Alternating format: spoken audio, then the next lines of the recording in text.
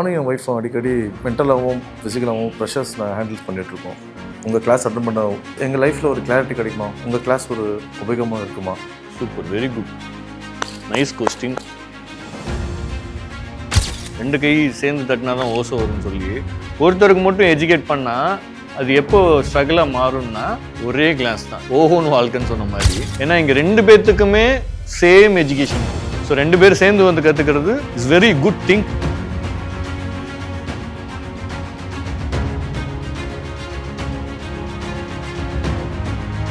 Yes sir, நானும் என் ஒய்ஃபும் அடிக்கடி மென்டலாகவும் ஃபிசிக்கலாகவும் ப்ரெஷர்ஸ் நான் ஹேண்டில் பண்ணிகிட்ருக்கோம்.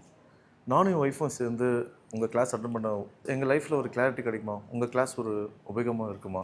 Super, very good, nice question. உட்காருங்க. இந்த எஜுகேஷன் இன்ஸ்டியூட்டோட டிசைனே வந்து அதை இப்படி தான் டிசைன் பண்ணியிருக்கோம். எப்படின்னா அந்த பழைய காலத்து பழமொழி தான், ரெண்டு கை சேர்ந்து தட்டினா தான் ஓசை வரும்னு சொல்லி ஒருத்தருக்கு மட்டும் எஜுகேட் பண்ணால் அது எப்போ ஸ்ட்ரகிளாக மாறும்னா நம்ம இங்கே ஒருத்தரை எஜுகேட் பண்ணி டிசைன் பண்ணி அனுப்பிச்சி விடுவோம். அங்கே வந்து ஆப்போசிட்டுக்கு அதெல்லாம் புரியாமல் ரியாக்ட் பண்ணி எமோஷனலாக பஸ்ட் அவுட் பண்ணி திருப்பி பவுன்ஸ் ஆகிட்டே இருக்கும். திருப்பி இங்கே வருவாங்க, திருப்பி அனுப்பிச்சி விடுவோம், திருப்பி அங்கே போய் ஆப்ரேட் பண்ணுவாங்க, அப்ளை பண்ணுவாங்க, திருப்பி அங்கே ரியாக்ட் ஆகும், திருப்பி பவுன்ஸ் ஆவாங்க. இது ஒரு 10 தடவைக்கு மேலே அது சரியாகும். ஆனால் பேரா வந்து கிளாஸ் அட்டன் பண்ணாங்க அப்படின்னா சிங்கிள் ஷாட்டில் ஸ்மூத் ஆயிரும். ஒரே கிளாஸ் தான், ஓஹோன்னு வாழ்க்கைன்னு சொன்ன மாதிரி. ஏன்னா இங்கே ரெண்டு பேர்த்துக்குமே சேம் எஜுகேஷன் போகும். உதாரணம் புரிஞ்சுக்கோங்க, கணவனாக இருந்தாலும் மனைவியாக இருந்தாலும் இந்த உலகம் ரெண்டு பேர்த்துக்கு சொந்தமானது தான். இப்போ கணவனோட மனசில் என்ன இருக்குன்னா, நான் கணவன், ஆண் நெடில் அப்படின்னு இருக்கும். ஆண் நெடில்னாலும் இந்த ஆக்சிஜனை தான் சுவாசிக்க முடியும், பெண் குறில்னாலும் இந்த ஆக்சிஜன் தான் சுவாசிக்க முடியும். அதே ரத்தம் தான், அதே மூளை தான், அதே ரத்தம் சதைமா 10 மாதம் கழித்து தான் பெற்றாங்க. ஸோ இதெல்லாம் இங்கே வந்து எஜுகேட் பண்ணும்போது ரெண்டு பேர்த்துக்குமே பேலன்ஸ்ட் ஆயிரும். ஃபர்ஸ்ட் நீங்கள் மென்டலாக ஜெல் ஆகிட்டீங்கன்னா அதை விட அருமையான உலகம் சொர்க்கத்தில் கூட கிடைக்காது. நான் ரியலாக சொல்கிறேன். எல்லாரும் மேரேஜ் லைஃபு காம்படேட்டட் மாதிரி, அதாவது பிஸ்னஸ்க்கு எப்படி ஒரு காம்படேட்டரை பார்ப்போம், அந்த மாதிரி மேரேஜ் லைஃப்பில் வந்து ஹஸ்பண்ட் வந்து ஒய்ஃபை பார்க்குறது, ஒய்ஃப் வந்து ஹஸ்பண்டை பார்க்குறது, ஏதாவது ஒரு சொல்லிட்டா வந்து எதெல்லாம் பிடிக்காதோ அதெல்லாம் தேடி பிடிச்சி செய்கிறது. ஸோ இது எப்படி மாறிடுச்சுன்னா, ஈகோ எக்ஸ்ட்ரீம் டச் பண்ணுறது யாருன்னா இங்கே தான். ஆனால் பேசிக்கலாக வந்து யார் கூட சண்டைவே போடக்கூடாது அப்படின்னா பார்ட்னர் கூட தான். சண்டை போடுறதுக்கு தான் இந்த உலகத்தில் நிறைய பேர் பெற்று போட்டிருக்காங்க. எல்லாரும் கூடயும் சண்டை போடலாம். ஸ்கூல் டயத்தில், காலேஜ் டயத்தில், ஒர்க் பண்ணுற இடத்துல, ஒர்க் ஸ்டேஷனில், ஃப்ரெண்ட்ஸ்கிட்ட யார் கூட வேணாலும் சண்டை போடலாம். ஏன்னா அவங்க தயவு நம்மளுக்கு தேவையே இல்லை. அவங்கள வச்சு ஒரு பிரோஜனமும் இல்லை. யாரை வச்சு பிரோஜனம் இருக்கு? நம்ம கூட இருக்கிறவங்க வச்சு தான் பிரோஜனம் இருக்கு. சண்டை போடுறதுக்கு ஆள் இல்லாமல் பார்ட்னர் கூட சண்டை போடுறவங்க இருக்காங்க. குழாயில தண்ணி வரலன்னு சொல்லி சண்டை போடுறவங்க. ஆனால் பெரிய தப்பு என்னன்னா, வீட்டுக்குள்ள வந்து மென்டலா ஜெல் ஆகலை அப்படின்னா எதுவுமே செட் ஆகாது. கல்யாண வாழ்க்கைன்றது வந்து எல்லாரும் என்ன நினைச்சிட்டாங்க, கல்யாணம் முடிச்சாச்சு, ஃபர்ஸ்ட் நைட் முடிஞ்சு, ஃபிசிக்கலா ஜெல் ஆயிட்டாங்க, அவ்வளோதான், இதுதான் வாழ்க்கை. இது வாழ்க்கையே கிடையாது. ஃபிசிக்கலாக இருந்தால் மட்டும்தான் அது கல்யாணமா? அப்படி கிடையாது. மென்டலாக ஜெல் ஆகணும். மென்டலாக ரெண்டு பிரெயினும் அடாப்ட் ஆகணும். ரெண்டு பிரெயினுக்கும் தெரியணும், ஒருத்தருக்கு ஒன்று பிடிக்கும், ஒருத்தருக்கு ஒன்று பிடிக்காது. பிடிக்காத விஷயத்தை அட்ஜஸ்ட் பண்ண தெரியணும். சப்போஸ் தப்பான விஷயமா இருந்துச்சுன்னா அதை எஜுகேட் பண்ண தெரியணும். ஸோ இந்த மாதிரியான பேலன்சிங் வந்து இங்கே நடக்கும். அந்த உணர்வு எப்படி இருக்கும்னா, எந்த இடத்துலையும் அவங்கள யார்கிட்டையும் குறையா பேச மாட்டேங்க. ஃபர்ஸ்ட் பார்ட்னரை பற்றி ஒன்று, ஹஸ்பண்ட் வந்து ஒய்ஃபை பற்றி எங்கேயும் குறை சொல்ல மாட்டார், ஒய்ஃப் வந்து ஹஸ்பண்டை பற்றி குறை சொல்ல மாட்டாங்க. இதனால ஒரு நல்ல விஷயம் என்ன நடக்கும்னா, உங்களோட உங்களோட கூட்டுக்குள்ளே வேற யாரும் உள்ளே வர மாட்டாங்க. கதை கேட்கறதுக்கு, காஸ்பிள் பேசுறதுக்கு, உங்களை அப்ரோச் பண்ணுறதுக்கு ஃபர்ஸ்ட் இது கட்டாயிரும். ஏன்னா உங்க ரெண்டு பேத்துக்குள்ள மென்டலாக ஜெல் ஆகிட்டீங்க.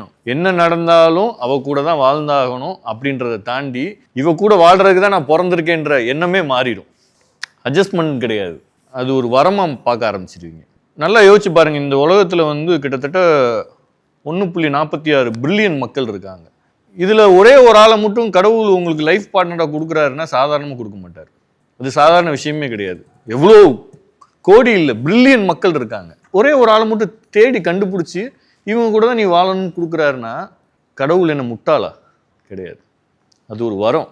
அந்த வரத்தை நம்ம அலட்சியமாக பயன்படுத்துறதுனால அதை சாபமாக நம்மளே மாற்றிக்கிறோம். குடும்பன்றது அதை வார்த்தையால் விவரிக்கவே முடியாது. அப்படி ஒரு உணர்வு. ஃபிசிக்கலாக யார் கூடனாலும் நம்ம இருக்க முடியுமா?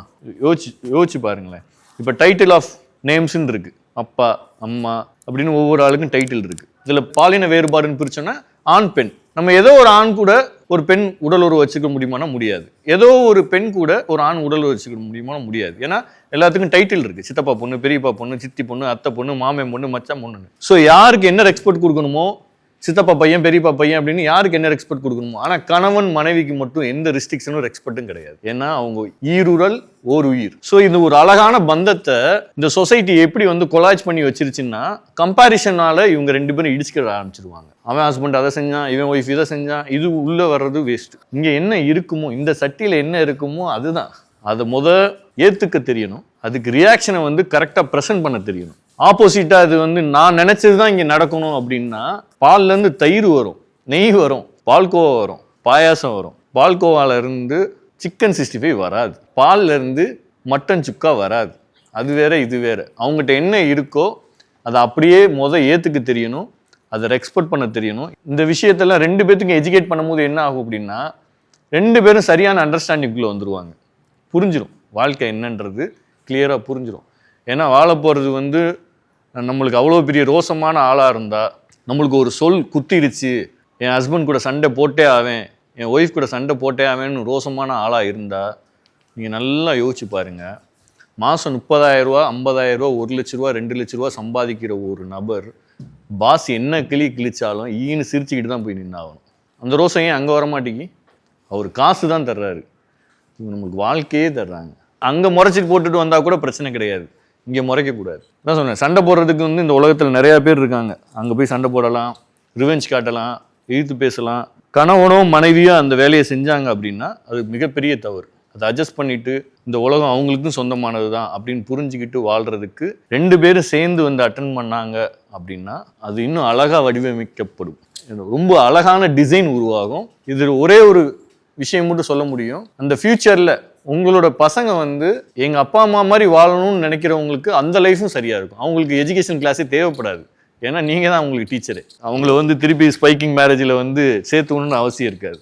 ஆல்மோஸ்ட் நீங்கள் என்ன கற்றுக்கிட்டீங்களோ அதை தான் அவங்களும் பார்க்க போகிறாங்க, அதை அவங்க எக்ஸ்ப்ளோர் பண்ண போகிறாங்க. ஸோ 2 பேரும் சேர்ந்து வந்து கற்றுக்கிறது இஸ் வெரி குட் திங். அதை தான் நாங்களும் வரவேற்கிறோம்.